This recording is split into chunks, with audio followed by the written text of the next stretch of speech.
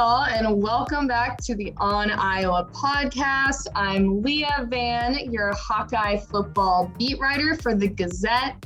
Today, I am joined by Tom Kakert from Hawkeye Report, which is Iowa Rivals website, and we're going to talk about recruiting. But first, Tom, I wanted to ask you how your summer's going. Well, it's going. I need a vacation.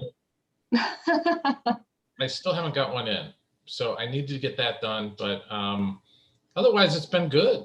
You know, just it's so wild to think that like a little over a week from now we'll be in Indianapolis at Big Ten Media Day, you know, talking to players and coaches and you know, going out to get steak dinners or whatever we're going to do in downtown Indianapolis. So it just comes so quickly, and then we'll have Iowa Media Day, and then we'll have Kids Day, and then all of a sudden the season will be here. It's just, it moves fast, but it's a whole lot better than what we had last year when we didn't know if we'd have a season at this point. What is the famous steakhouse that everybody says to go to in Indianapolis? St. Elmo's. That's it. They have the great steak. Shrimp cocktail. I'm not a fan of shrimp cocktail, but their shrimp cocktail is supposed to be the best. They've got the I don't eat fish, so horseradish sauce that's like to die for. It's like your lungs go on fire when you eat it. So love that. So yeah, that's a big that's the place to go. They also have for the more economy shopper, there's Harry and Izzy's that's right by there. That is kind of the sister to oh please, I'm gonna expense this on the Gazette. I'm getting the nicest steak out in Indianapolis. I am pumped for this first Big Ten Media Days. I'm gonna get all my outfits laid out. Like, I know that's not y'all's thing, but like being the woman on the beat, I gotta look fly. All right, I gotta be dressed to the nines, all the TikTok fashion and everything. So I'm not even on TV, but I'm just that pumped for Big Ten Media Days. I'm itching for some football. I'm itching for it. Me too. Well, then let's get right into it. We're talking about recruiting today. It's kind of been a tough recruiting season for Iowa.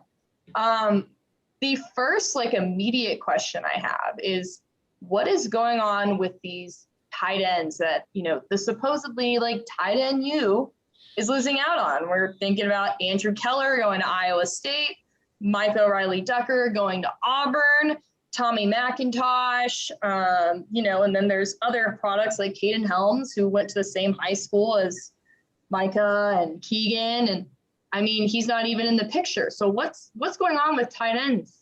Yeah, it is weird because you would think that given what Iowa products are doing in the NFL, when you're a couple years removed from putting two guys in the first round in TJ Hawkinson and Noah Fant, and you have arguably the best tight end in the NFL. It's either George Kittle or Travis Kelce. I mean, that's the debate, but he's either 1 or 1A, and signed a huge contract. And you've got guys in the NFL that are doing great things. And, you know, we got a superstar and you got two guys that are on the cusp of being superstars, and they came from the University of Iowa and developed at Iowa. And Iowa's developed a lot of tight ends over there, going back to Dallas Clark, and you've got, you know, Scott Chandler, Brandon Myers spent 8-9 years in the NFL, CJ Fedorowicz. I mean, you've had a lot of guys that have gone through Iowa and had great success at tight end.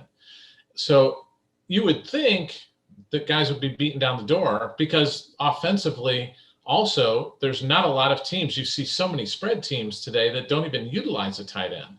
And so Iowa is a school that throws to it, uses a couple of them. So I would think that guys would be beaten down the door, but they haven't been. Well, I shouldn't say. They did a few years ago with, you know, they put together that really good class with Yelverton.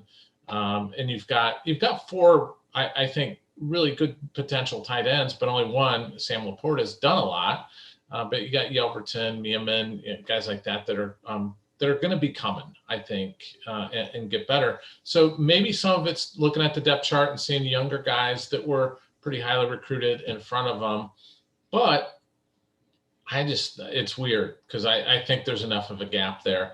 But it's also weird, you know, running back's weird. You know, Iowa took a late flyer on Devin Hilson last year at running back and missed out on some guys, and they've missed out this year. Now they've got a decision coming Wednesday with a kid that we'll talk about in a little bit, but Iowa runs the football in a traditional sense where most backs would love to get 20 to 25 touches a game and run the football. And it baffles me that there's like running backs that aren't lining up going, yeah, I want to go there so I can, but maybe it's Tyler Goodson's there and he's going to get most of the work and guys want to play right away.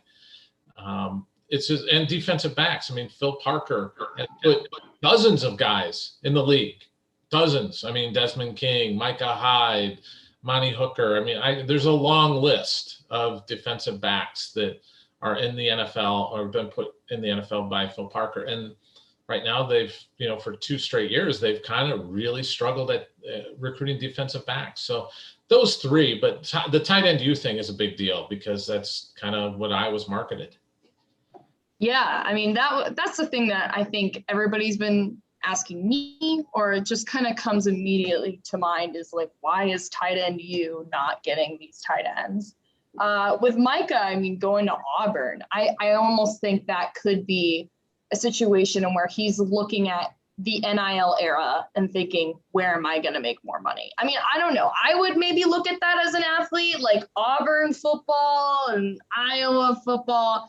But you could argue that Iowa, he could make more money, right? Because Iowa is, has a pretty dedicated fan base, whereas Auburn has to kind of share with, the Roll Tide, right? And then, I don't know.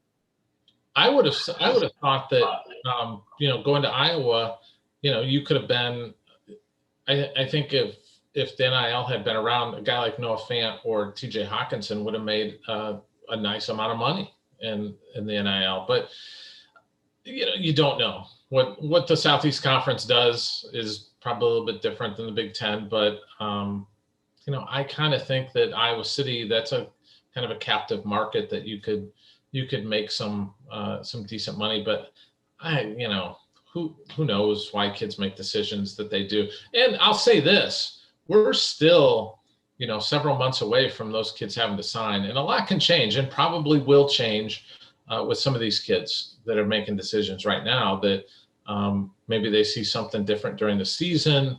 Maybe their feelings change. Maybe, like they don't want to be that far from home and they re-examine things. There's a lot that can change. So I'm not predicting that Riley Ducker's going to end up changing his mind. I'm just saying that it's a possibility. It's always a possibility. Certainly. And I know we wanted to touch on Iowa State. Obviously, Iowa State got Andrew Keller and then also got another in-state guy that we thought, Andrew wasn't in-state. But they got Hunter Deo, which was, I think a lot of people were calling him to go to Iowa up until the day he committed to Iowa State. So what are you seeing here? Yeah, that's another kind of sore subject for Hawkeye fans is that they see the Matt Campbell and the Cyclones coming in the recruiting trail because for a lot of years, Iowa State didn't really recruit the state very hard. So, they're going after some in-state kids, but they're also kind of crossing streams with Iowa on other guys like Andrew Keller. They're butting heads with those guys a little bit. The interesting thing with Keller is that I think everybody kind of thought he's going to follow with his high school teammate as a commit to Iowa, Jack Dosler. So right. You would think that, those guys would kind of stick together. He's not going to really, do the full heel turn and go to Iowa State while his friend, a longtime friend and teammate went to Iowa, is he? And, maybe some of that is depth chart related where Iowa State is going to be graduating a couple of tight ends this year. So there's an earlier path to playing time for him. So perhaps that's part of the equation for Keller. Deo, it's pretty clear going back a ways that there was a lot of reporting done that he had some academic issues. And I think Iowa wasn't in the position where they could take him at this point. I think K-State was kind of in the same boat. And Iowa State was willing to risk that. And, some schools will do that and take the win. And maybe they don't get there. But, and I know I've got a lot of questions of like, well, if Iowa had those concerns about academics, why did they let him take an official visit? Well, if you think you're still going to potentially recruit him either later in this cycle, you might talk him into saying, hey, let's wait and see what your first semester grades are starting to look like, to see if we can make sure you're going to be able to get in. Or if he ends up going the JUCO route, you're probably going to recruit that kid again down the road. So you want to keep those relationships going and build that, the equity of that relationship up. So that's why you bring him in for an official visit. Absolutely. I mean, you think of Davion Nixon and what he went through to get to Iowa, and academics that can be fixed. I mean, it's been an interesting recruiting atmosphere so far. And I'm going to backtrack a little bit. Obviously, the biggest news to come out of last night was Brody Brecht, because obviously I think a lot of us, who's ranked number 77 MLB prospect, people were really scared that this kid was going to go play pro baseball. And then he ended up not getting picked in the first 10 rounds and, did say that he is now fully committed to going to Iowa. I wrote a story about it. It's on the Gazette. I actually went to his senior night. It was great to meet people in person. I think that was like really my main objective. And that's what I'm going to say about that.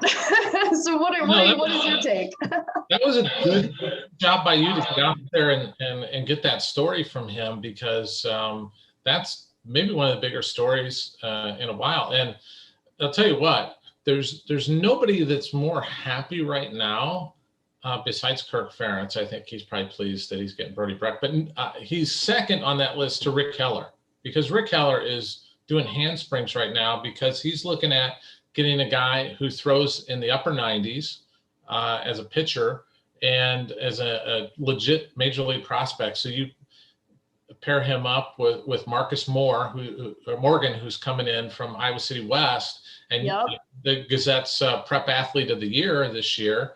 And you got two pitchers who are major league prospects, big time major league prospects, and he's getting one of them for free. Rick's only got 11.7 scholarships to give out every year.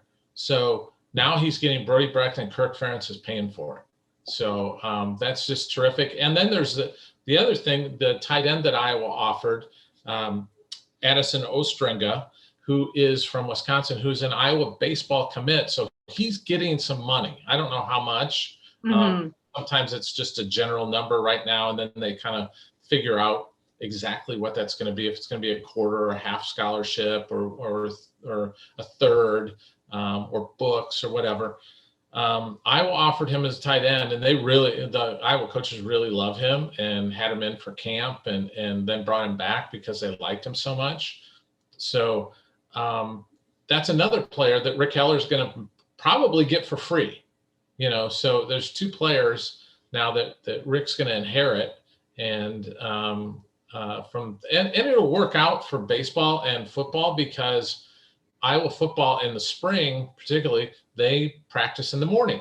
So they can practice in the morning on, if they have a weekday game on a Wednesday, and they're going to play, somebody or somebody like that, whoever. They're just going to play Western Illinois as a midweek game a lot of times.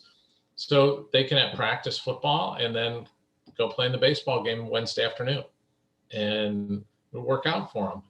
They'll probably have some conflicts on weekends, but that's, going to be part of the deal. So, I mean, it's kind of interesting. And I know that Iowa baseball really had a great season, and I know a lot of people really wanted them to make the postseason, and that was tough.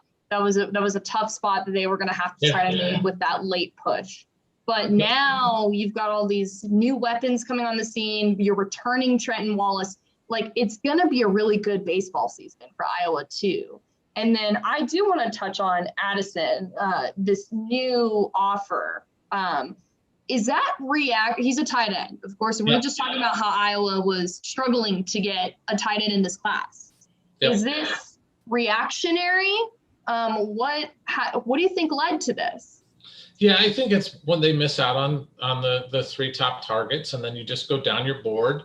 But I do know that they really, really like this kid, but they had already gotten their line in the water with those other guys with offers, so they wanted to let that play out, and then ask them what's next. Also, kind of interesting, Iowa's also recruiting and not yet offered a kid from Ankeny, Brady McCullough, who's played with Brody Brecht last couple of years, and so they're continuing that relationship with the Ankeny kid. So he could end up getting an offer too if they end up taking two tight ends this year, which would be, it's just kind of small world that it's another Ankeny kid that they're also recruiting that tight end.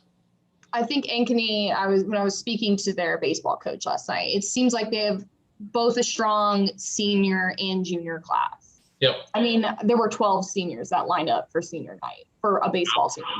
And I was like, wow. And I mean, they were all playing too. That was the thing. And then, also got to see Weston Folk, who's going to play baseball at Iowa again, and he threw a perfect game. So there's a lot coming out of Ankeny right now, which is really, it's really exciting. And it's kind of cool to see these different schools, produce this top level talent, and Iowa just kind of going for all of it. It's kind of like Bellevue West in Nebraska, right? We saw Keegan Johnson, and then, got Micah, you got Caden. There's a lot of guys that I was going after from the same school. So maybe sometimes it comes in waves, you get these pools of talent from the same place. And I mean, that's an advantage because you have friends that want to play together. And I mean, if I were a recruit, I'd be like, yeah, I want to go play with my best friend at Iowa, or maybe not. Maybe I want to go make a name for myself. I don't know. Yeah, it bubbles up sometimes. It's like, a couple weeks ago, I was over watching some summer basketball, and it was the Iowa City West team, Iowa City West basketball team. So it's Jack McCaffrey, who's an incoming freshman, who's Fran's youngest son, and he's already like 6'8". AC Earl's son, Kareem, is playing on the team. He's a sophomore. He's going to probably be about 6'6", and AC was a great center for Iowa. Got Coach Taylor's son, Savion's on the team. You got Jeff Moe's son, Peter, who's on the team. You got Val Barnes' two boys. One of them, Christian, who's their point guard, is a senior, and Val Barnes is a great player. So you got all these ex-Hawkeyes that are on this team, and you see them recruiting them, and then like this past week, Iowa gets Chris Kingsbury's son to walk on for basketball. So Carter Kingsbury is going to be joining the team, and they're recruiting and offered Jared Koch's son, and Cooper's going to hopefully, I think probably commit to Iowa eventually, and he's a top 50 player in the country. So it's all these former Hawkeyes around here. It's been wild to kind of track this for basketball. And you got like the current team where you got Kenyon Murray's two boys. Keegan's probably going to be the best player on the team this year, he and Patrick. So, that's going to be interesting as well. Yeah, certainly. Well, I think the next topic is, again, Iowa's kind of missing on some of these recruits. And I think it was most recently Christian Stokes, the safety out who committed to West Virginia. We're still waiting on a decision from Chase Carter.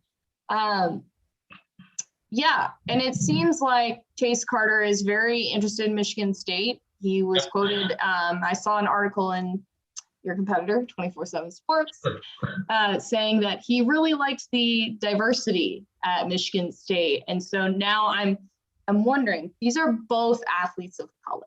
And so this is a touchy subject, but what is your take on how Iowa is approaching, the elephant in the room, which was the departure of Chris Doyle and this ongoing racial discrimination lawsuit? And we did talk about this with Kirk Ferentz, I think last week or 2 weeks ago. Yeah, a couple of weeks ago. It was before the big recruiting weekend, and it is the elephant in the room, because you don't know. It's one thing to talk to an African American kid and his parents over a Zoom call and try to talk to them about what it's like. It's another thing to sit face to face with them and have some of your players of color talk to them about what their experience is like at the University of Iowa. I think it's a benefit for Iowa to get kids on campus and confront it directly. And I think that's been one of the reasons perhaps why they've struggled a bit now, is because they haven't, and Kirk talked a little bit about this when he met with us, is that normally these guys in this recruiting class would be on their third, fourth visit to Iowa. They'd have come to a game, they'd have come to a junior day kind of thing, or a sophomore visit kind of thing. They'd started to build some equity in the relationship. They dated, if you will, for a while before you get to the point where you want to get married. You're going to date for a while and go on 3, 4, 5, 6 dates, and then you're going to decide that you want to come to Iowa. They weren't able to do that because of the pandemic. I think it was like kind of the worst possible storm of circumstances with this happens at Iowa, where you have essentially a racial reckoning, if you will, within the program, just issues that needed to be dealt with, but you couldn't get kids back on campus until June. I think Kirk's approach is right.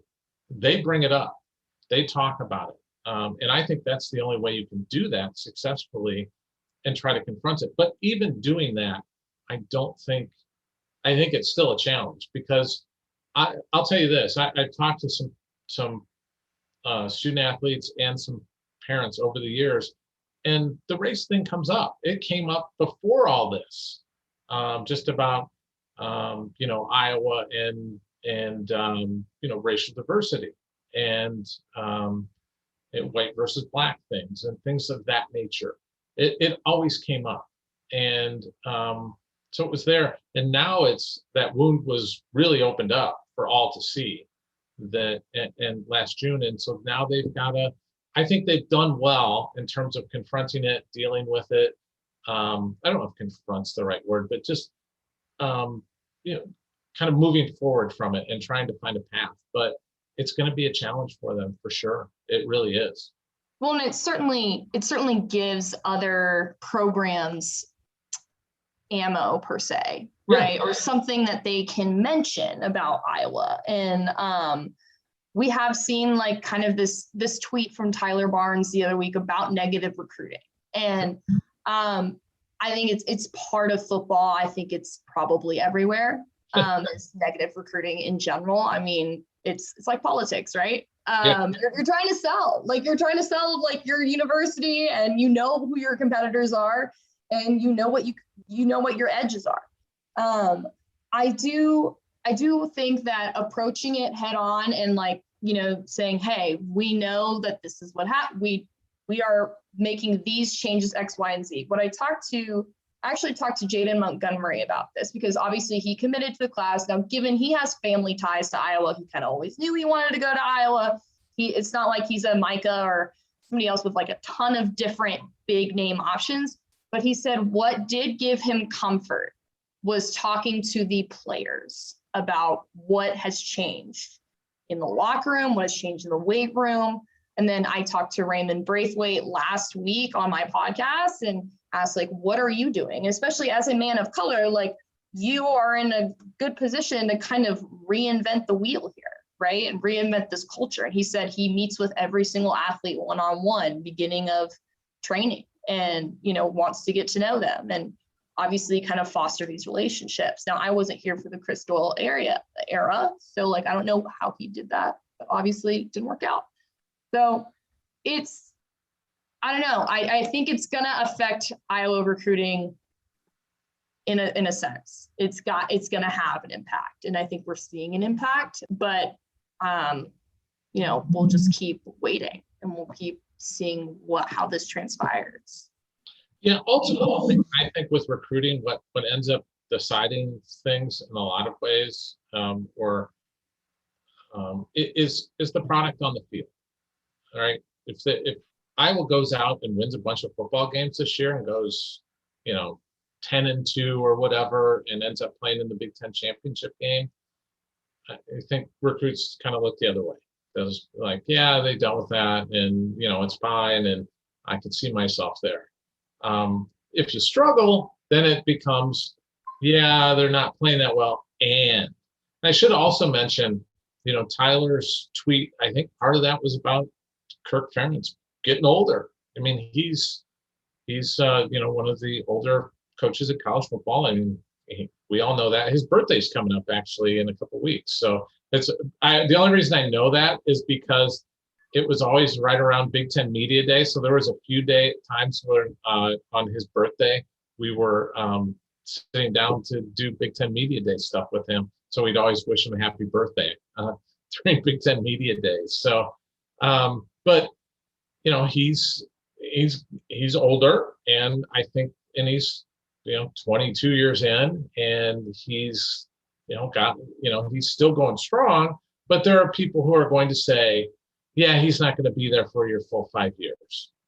Yeah, I mean, and that, I think that's one of those things where it could go to both ways, right? Be like, oh, you have someone who's seasoned, who's been around for a while, has all this experience, here's his rapport, of sending kids to the NFL, whatever. Kirk's like a pretty easy sell, right? Like, he donates money to the children's hospital. He's big on family. Like, he's kind of like a comforting presence. But at the same time, you can also look at it from the angle that you're looking at it, right? Is like, okay, is this guy going to be around for a couple more years? And if not, like, am I going to be a part of the plan, right? Am I this wide receiver, this tight end, this defensive lineman, this whatever?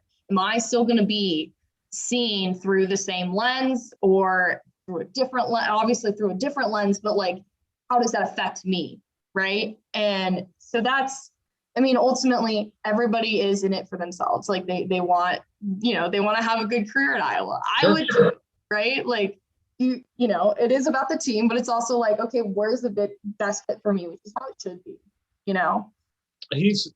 Kirk's dealt with two different angles of, is he going to be here in his career? From 2002 to 2004, when he was the hottest commodity in college football, 3 straight 10-win seasons at Iowa, which doesn't happen very often, ever really. But when you have that level of success, the NFL teams and he had the NFL background with the Ravens and, working for Bill Belichick with the Cleveland Browns. And so people saw him as an NFL coach, and he was an NFL commodity. He had opportunities with the NFL. And every year, it was the same thing. Kirk's not going to be, you can't go to Iowa because Kirk's not going to be there. He's going to be an NFL coach. Look at his pedigree. And he had to deal with that. And what he's always said is, I'm still here. I've been here, I was here as an assistant. I've been here this long, whatever year it was, as a head coach. My kids all graduated from Iowa City High. He has kind of a routine with it, but I think he's kind of at that point where people can kind of start using the, how long is he going to coach thing a little bit, at least. Ageism.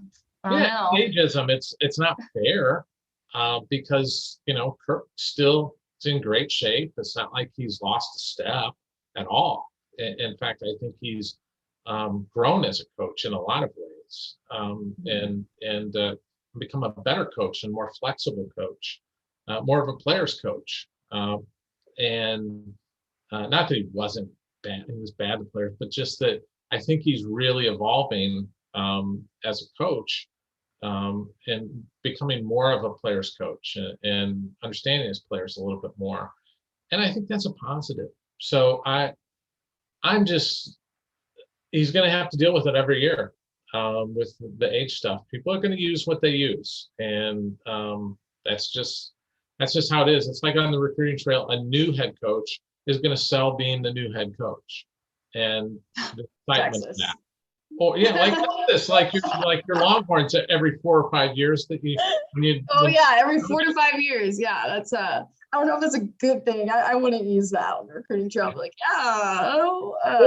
or you're having a good bump in your success, like Iowa State with Matt Campbell, where you got these huge preseason expectations, and you can build on that and build on a strong season and use that on the recruiting trail. But Matt Campbell is also going to have to answer the question of, the rumors were out there that the Detroit Lions offered him a job. Now, is he going to be an NFL coach? Is he going to be the next Michigan coach? Oh, yeah. He's got to deal with those things as well.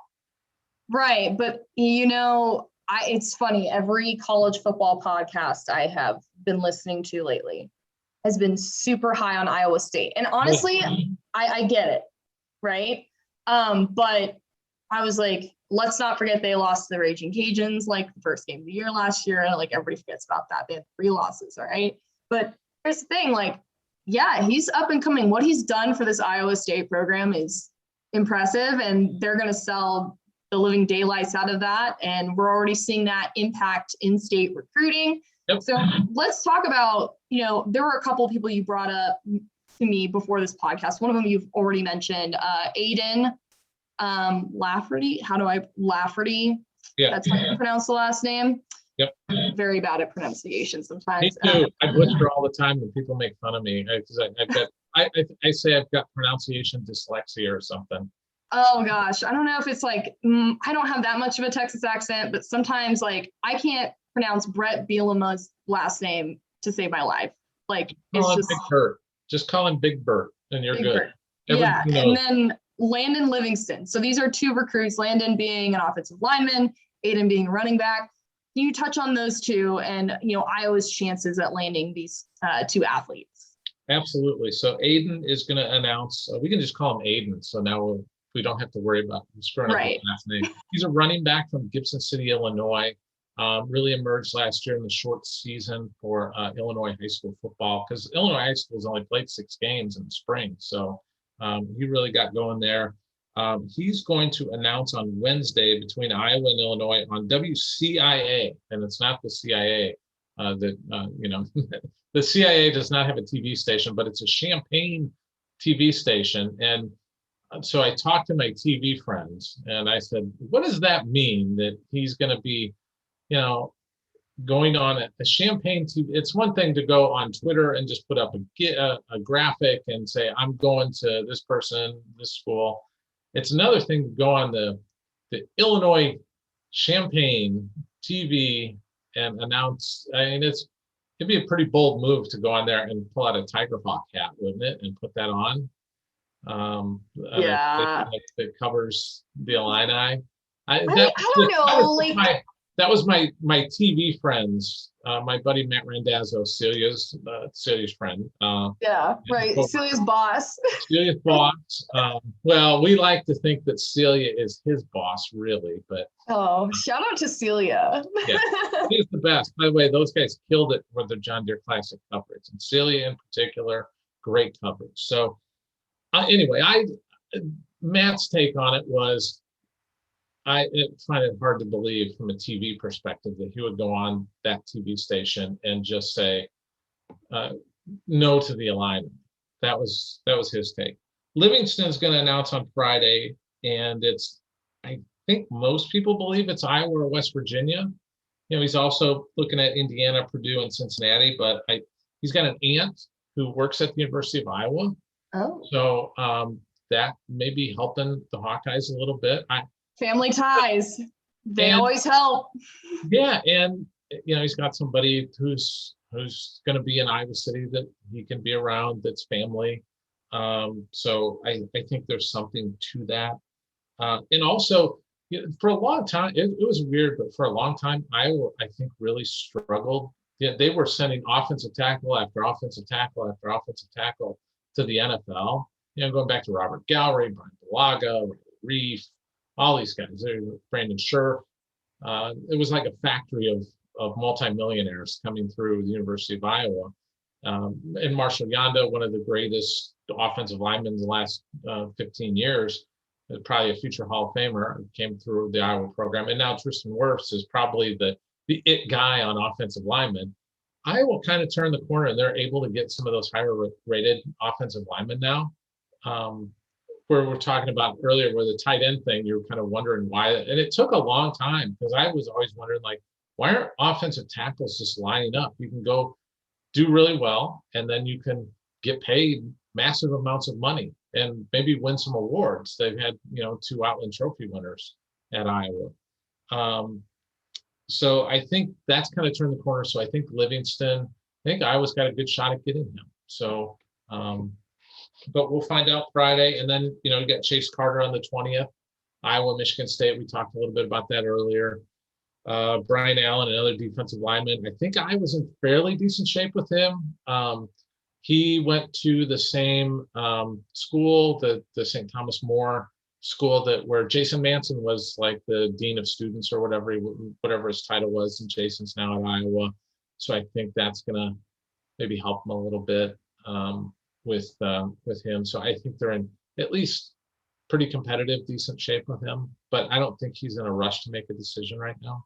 So that's kind of where things sit. And then you've got mentioned the 2 tight ends. Defensive backs, there's guys like Keith Moko from Newton, 6'1" corner that they're looking at. Josiah Galvin, kid from West Liberty, who's got a Nebraska offer, but I think Nebraska's slow playing him right now. He's going to K-State for camp. He camped at Iowa.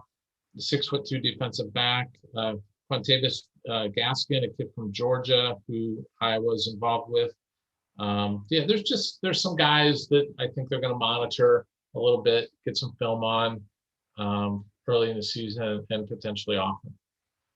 Yeah, I'm not trying to be disrespectful. My cat was meowing profusely in the background. I've been trying to mute my camera every so often, and she's like on extreme alert today. So now I've decided if I just hold her here in front of the camera, maybe she'll shut up.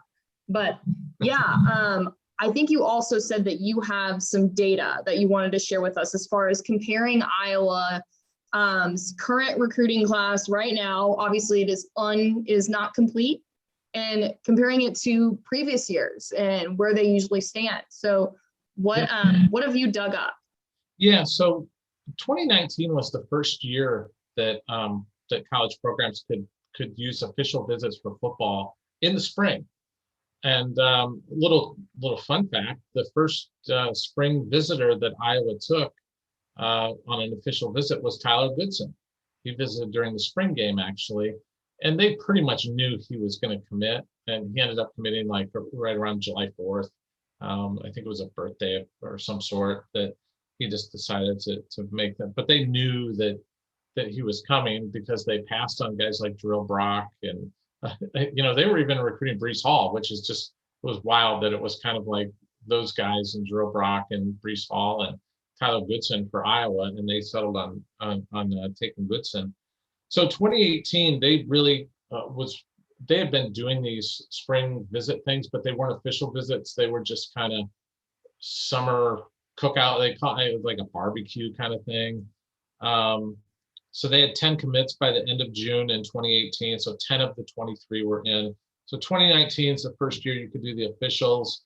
Before that official visit weekend, they had 10 commitments. After that, as a result of that visit weekend, they got 4 commitments right after that. So they had 14 of the 22 commitments done, essentially before or right after the big official visit weekend that they've always done at the end of June. 2020, 13 commitments before that official visit weekend in late June. They got 5 commitments after that. So essentially 18 of the 22 were done in that class by the end of that weekend. So that's kind of where the model was going. That's where Kirk talks about, we built up they had kind of a machine where they had figured this out and got it to the point where it really worked well for them. And in fact, that year, in 2020, Iowa had 21 of their 22 commitments done before the football season even started. So they were pretty much done by late August. Deontay Craig, I think, was the last guy that they got right before in August. So 2021, we know that 2021 class, everything was impacted by the pandemic. Okay, so they couldn't do the visits stopped in March, and they couldn't do their normal stuff in June. But they still had 7 commitments by the time things shut down in March, and got 9 more between March and June. And a lot of them were March, April. Most of them were March and April. So they had 16 of the 19 done by the end of June. So even with the pandemic, they were able to do well. Now they're sitting at 7. So, but you're coming out of the pandemic where you couldn't do any visits until June. So it's different. And I think, and I don't think it's a lack of adapting, because I would argue that last year Iowa had to adapt like nobody's business because not only did you have to do what everybody else did, which was go on Zoom, but then in the middle of that class, trying to put that class together, you also had the racial inequality stuff that came out, and you had to deal with that entire class. And in a lot of places, I think that class falls apart. It would have been easy for Keegan Johnson, Arlen Bruce, guys like that to just say, you know what, this is kind of weird, I'm out. And nobody would have thought, boy, that's strange. Why are they abandoning Iowa? Instead, they kind of built that relationship with the class. And there's a lot of that goes on during the visits. Guys get to know each other, kind of say, hey, let's all go here, work on each other. And that hasn't happened for a year. And I think that's part of what's going on. I think it's part the race stuff. I think it's part the pandemic. I think it's just part the rhythm that Iowa normally operates in with recruiting has been off. And Kirk talked about that a couple of weeks ago, that, just that normally they'd have some dates in, they'd worked on the relationship in person, and it just hasn't been there. So it's a combination of a lot of things. And they're going to have to weather that storm. That's just part of the deal. And it's not a lack of adapting. I know people have been blasting me with that. Oh, you're defending Kirk and you're making excuses. I'm just Kirk kind of knows more about what goes on than anybody. So he was very honest about it, that they've dealt with it, up front. But I think they're going to figure it out. They're going to get players. This is going to be a smaller class, though, I think, because the senior class is really small. And you could still have, I think one of the stories that we're going to probably have to cover during the season, I talked to Riley Moss a little bit about it when we had the availability last time. How many of the seniors are going to come back for another year and be on scholarship? Because those guys it's not like this year where Van Valkenburg and guys like that are super seniors and they don't count in the scholarship count. So there's like an extra ride. Those guys will count in the 85. So right. And that's something that actually some recruits have actually brought up to me too, is like, it's going to get harder because there are fewer spots because guys are taking that COVID year. Yep. And I mean, fair, right? And it makes the whole thing more competitive. I think also what I've heard is that this past class, the 2021 class, I mean, even the in-state talent in Iowa was a little bit more plentiful than previous years. And of course, we know that Iowa's recruiting class in 2021 was mainly Iowa kids, and Iowa recruits well out of Iowa. So that also probably plays into the bigger numbers that we saw, right? Yeah. I think when it comes to race, like, of course, I'm a white woman. I always like to preface that, like, be like, I'm a white woman, I'm talking about race. Like, I don't know everything, I am learning. I think what everybody is doing in society right now is trying to see where we can put people of color in leadership positions, right? Because ultimately this is a top-down thing and we need more people of color in leadership positions. And I think, you've got Broderick Binns in that director of diversity, equity, and inclusion position, which was a new position that was added during the pandemic, right? And, he's trying to create this place where athletes can be their authentic selves, is what he said. And then, obviously you have a new guy leading the weight room. And then you're adding new guys on staff who are also men of color. I think that's something that's really important to do during a time like this. And there are so many talented and skilled coaches out there who are waiting for their big break. And it's so important to give them that opportunity and also create a staff that more closely reflects the sport, So, I mean, I think Iowa's doing that. I think Iowa is putting men of color in leadership positions, which is encouraging, I think. I don't know how, again, I can't speak on behalf of the recruits. I don't know what they think. I don't know if they find it encouraging or if it's not enough. I don't know. I would talk to a guy like Matt Hankins, who he's returning for his 6th year. He was the leading voice in, everything that went on last year. And so I'm wondering, what made him come back? And if I'm, what is he saying to recruits, right? Like, what is he saying? And I know that when we spoke to him in the spring, he was talking about how, yeah, everything is so different. They're like, things are, we're able to open up more. We're able to have these conversations. We had a lot of really great conversations about George Floyd. And when that verdict came out, a lot of the coaches were very open and very well educated about the implications of that trial. And so, yeah, I mean, it's heavy stuff, right? But it all comes down to sports. Sports are a reflection of society. And but I do want to shift gears because this podcast will run a little long. Can I dump a couple things in there? I think it's important that Iowa has guys, men of color who have experience in the program leading this, with Broderick, Jason Manson. You've got Kelvin Bell. You've got LeVar Woods. You've got those guys who not only are men of color, but also men who have played and put on the Iowa jersey. And I think that gives them added credibility when talking to the parents and to the kids. But with recruiting, this is my final point on recruiting. It is always a razor's edge to get a kid. It always is, because all these kids have good options. They really do. They're talented kids who have offers from all over the country, a lot of these kids. So it is just that razor's edge of things that what matters to them. And that's where I think, I think that's where Iowa's maybe on the other side of that edge right now. But there is such thing as momentum. There is. Tyler Barnes has talked about it with me before. And there's also kind of negative momentum. There has to be momentum in either way. But you can gather that back. So it can turn on a dime with, you get a couple commitments, people get excited, and then they say, oh, it's okay to go there. And all you need is a couple guys to say it's okay. And then guys will follow. And we're talking about human beings. Yeah.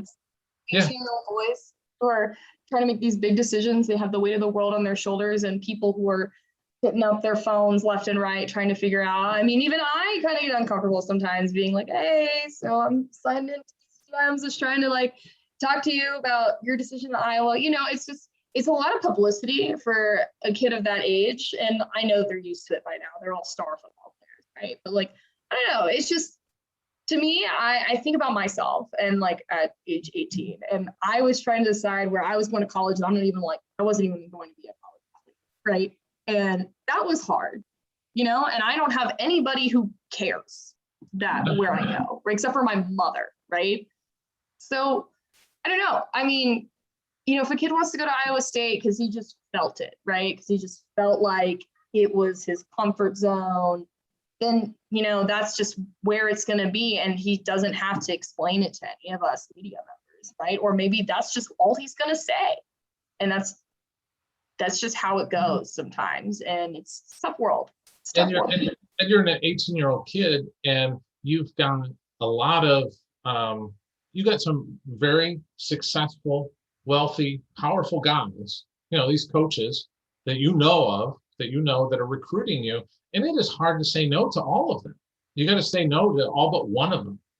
And that's hard to do. So it's a lot of stress for these kids to, because these guys all want them to play football for them. And it's a tough thing for, it's a lot of weight on an 18-year-old kid. And, maybe some of them don't have great support systems around them. Hopefully they do. Hopefully they got, good parents, good high school coach that's helping them, or a mentor of some sort that's helping them kind of navigate that and take some of that pressure off them. But a lot of these kids, it's really hard because they're, you're having Kirk Ferentz and Matt Campbell and Brett Bielema and Pat Fitzgerald and all thing these guys coming in, Nick Saban. I think about like the Caden Proctor kid from Southeast Polk right now, who's the #1 offensive lineman, maybe end up being the top recruit in the country. Who knows? He's, Tristan Wirfs 2.0 in some ways. And I know he balks it he's his own person, but anyway, and you could tell during the month of June, as he took all these visits, how the weight of that was weighing on him, and the pressures that you feel of, Nick Saban coming at you, and or Dabo Sweeney or somebody like that. It's heavy for an 18-year-old kid. Can you imagine having? I couldn't imagine when I was 18 having to deal with that kind of pressure. I mean, so this was funny. I met Mac Brown when I was 16 or 17. He came to my school because we had the top recruit in the nation signing with Texas. And I remember walking down the hallway. I saw him. I literally dropped everything I was carrying. I was about to pass out. And the head football coach at Alita was like, Leah, there's someone I'd like you to meet. And I was like, holy, no way. And then Mac Brown's like, hi, I'm Mac Brown. I'm like, yeah, I know who you are. Like, I know who you are. I'm crying. Like, I have no idea how to like contain myself. I'm like 16, right? Like, this is like, I watched this thing forever, right? Like I was, and you can't be that way as a football player, but I'm sure a part of them, when they get that phone call from a Kirk Ferentz, from a Matt Campbell, they're like, oh my God. Right? And especially with Kirk Ferentz, like they've all grown up because like Kirk Ferentz has been coaching for longer than they've been. So like at this point, they're all like, I have grown up watching Kirk Ferentz coach. And so, yeah, I don't know. I think recruiting is very fascinating to me. I'm so new to it when it comes to the reporting, and I'm so thankful for people like you and, kind of helping me navigate this, because it's been an interesting first recruiting season for me, especially coming off of a pandemic. You wrote an article about Spencer Petras. We are shifting gears away from recruiting because everybody always wants to talk about the quarterback. Yeah. So you wrote about it, getting some lessons from a quarterback coach. Can you tell our listeners a little bit about that story and what you heard from this quarterback coach, Tony? You know what? I'll leave the last name to you. Racioppi.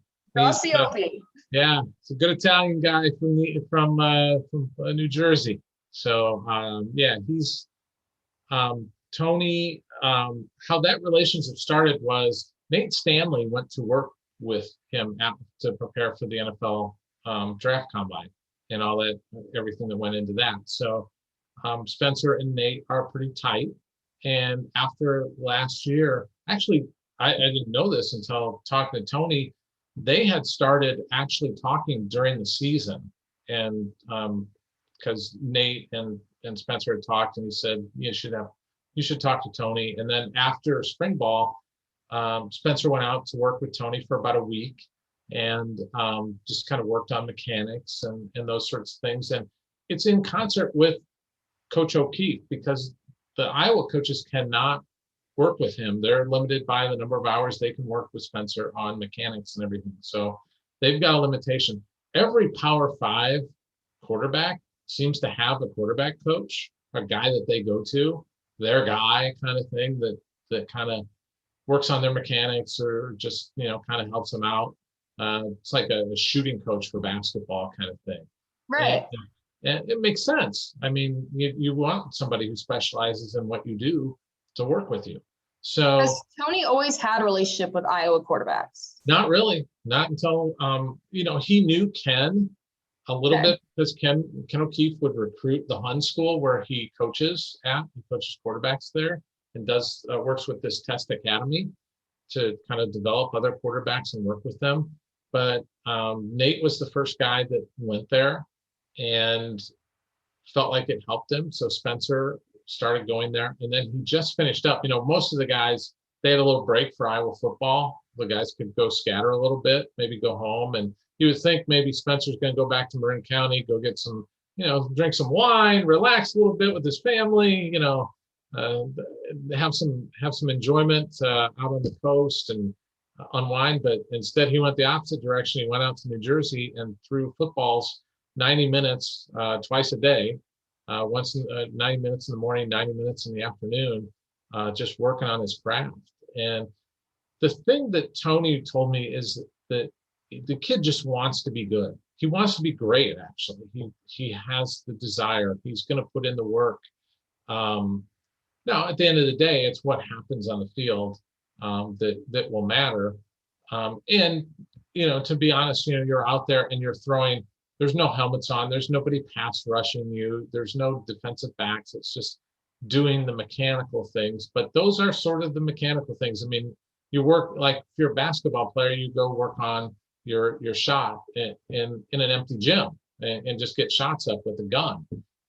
You played volleyball. I'm sure you went and worked on your serve, Absolutely. over and over and over again in an empty gym where nobody was returning your serve, but you just worked on it. And that's just sort of what he's doing. So he feels like Spencer's going to have a really big year. So we'll see. I'm interested. I think it's good for him, but it's going to be interesting to see if it really works. I think he knows he's under like the magnifying glass. Sure. And he's got a little edge to him, right? Like in the spring, he's like, yeah, I know the critics are there. I'm here to just do my job. And I will say the last media availability we had, every player I talked to about Spencer said, this guy's the first guy. I know it's a cliche. It's a sports cliche. This is the first guy in the locker room, last guy out. He's watching film more than anybody else on the team. He really wants to get better. And I think that there's something to be said about that, right? And also when you're talking about mechanics, you got to make sure it's second nature to you before you go up against people, right? And that's what I think of when I think about my volleyball. Like I had to fix my arm swing when I was an outside hitter. I was leading with my elbow instead of pulling it back and coming down. And so when my volleyball coach figured that out, my JV season, she's put me up on a box, because you just was like, we're not even going to focus on the jumping. You're going to stand on this box and you're going to swing at this volleyball like hundreds of times until you get this swing right. You get these mechanics right. It's second nature. Okay, now we're going to add the jump. Okay, now we're going to add the block, right? And so that's, incremental, like, this is how the natural progression of teaching the mechanics of a skill in a sport. So yeah, I think it's awesome that he went out there during his off time, whatever. It takes some humility to do that too, to kind of admit that you need some help. And but it's that desire to get better. I'll kind of flash back to something from last year when all this season was going to hell in a handbasket. We didn't know if they were there was a picture that Brian Ray took of the Iowa players in the meeting room with Kirk talking to them, telling them basically, we don't know if we're going to have a season. Spencer Petras was in the front row and he had a notebook open. That told me everything I needed to know about the kid, that he carries this notebook around, taking notes of things that he needs to learn or that he needs to remember. And that immediately stuck with me, that I don't know if this guy's going to be a great quarterback, but he's going to work at it. And he's doing the things that I think you need to do to be good as a quarterback. But there's an immense amount of pressure on him. I mean, those first two games, Indiana and then going to Ames. Pretty tough. I go back to Nate Stanley, when he went to Iowa State right out of the gate and was able to win there. But that was a tough place for him to go too. And it's going to be wild there. And the Indiana game is going to be challenging because Indiana is got a really good quarterback coming back, a really good wide receiver, and Freifogel coming back. They'll have a good defense. And it's going to take it. It's funny because Spencer started off so, I don't want to say poorly, but he struggled the first two games, and Iowa starts 0-2, and I think that's ingrained in the Iowa fans' heads right now, and they can't seem to ever go away from that. Yeah, he threw 5 touchdowns in the last 2 games of the season that they played, and only 1 interception. But what about the Northwestern game? Well, you just kind of revert back to, I made up my mind early, and it's tough to change your mind on somebody until you get more evidence. And I think he's gonna have to battle that a little bit with the fans. The one thing Tony told me, he goes, when a quarterback comes to me, they want to fix like 3 things. They want to know why I threw it too high, why I threw it too low, or why I threw it too far outside.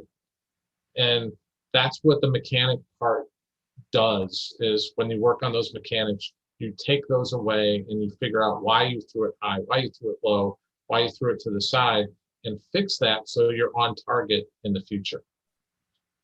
Yeah, and it's it's hard to criticize college athletes, in my opinion, and they're college athletes, right? It's just like there's a lot, and I think back to I'm going to make a Texas reference. We had Tyrone Swoops at quarterback when I was in college, and Tyrone was not like our favorite quarterback, right? Like he was not a Vince Young, he was not a Colt McCoy, but and he had these great moments, like some game-winning touchdowns where we called like the 18-wheeler package, where he just trucked over people and just like quarterback sneak. It was incredible. Watch, it was like invigorating, and it was funny because his last name was fun to say, so the whole stadium would say Swoops, and it sounded like we were booing him, which sometimes it was hard to tell the difference.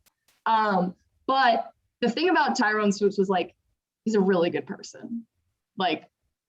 It's like a really nice guy. You run into him on campus, he will talk to you. Like he's such a nice guy, and he's always like so generous with his time. And so it was like really hard for me as I got older. I got into sports writing. I was like, it's so hard for me to criticize athletes who are good people, because there are a lot of athletes out there who are not good too. And so it's just like, I don't know Spencer very well. I don't, like, maybe he's not, I don't know. I really don't, I can't speak to his character, but what I do know about what people have told me as far as his work ethic is that he's trying. And I think that as any fan, and I think anybody in the Hawkeye fan base, I think that's all they can ask, right? Is for their quarterback to be trying, to making that extra effort, to going the extra mile, to, try to produce what they want him to do. Right.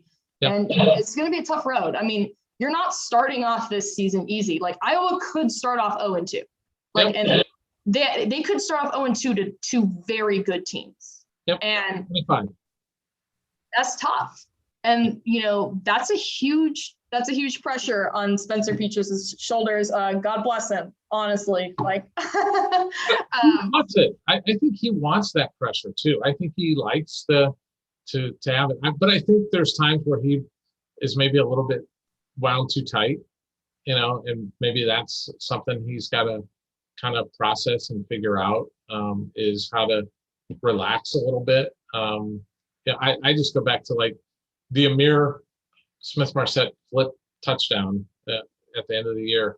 And I asked him after the game, I said, did you see that? And he was too busy just freaking out, celebrating the throw, and not even and celebrating by himself, and just kind of in that moment that he didn't even see that happen. And it just told me, boy, this kid's just wound tight sometimes, and he's just got to have fun, Yeah. I just look back at like a guy like Drew Tate on a throw like that. Drew Tate would have been running down the field, chasing down his receiver and doing windmill arm things. That's just, Drew is just different. He's just free and loose. Texas boy, by the way, Drew Tate. So hey. There you go. Well, Tom, I super appreciate you coming on the Iowa podcast today. Of course, everybody can check out your work at HawkeyeReport.com. It's the Iowa Rivals site. If you Google search, that's what I do, is I just type in Iowa Rivals. Yeah, thank you for having me on. Yeah, sure thing. I hope you get a vacation before we take it into high gear. Where would you go? What's your goal? Well, I've toyed with going out to Vegas for a few days and just kind of relaxing and chilling out there, because that's always like a happy place for me. But I've also thought about maybe going out and hiding out in the mountains for a few days and just kind of hiking.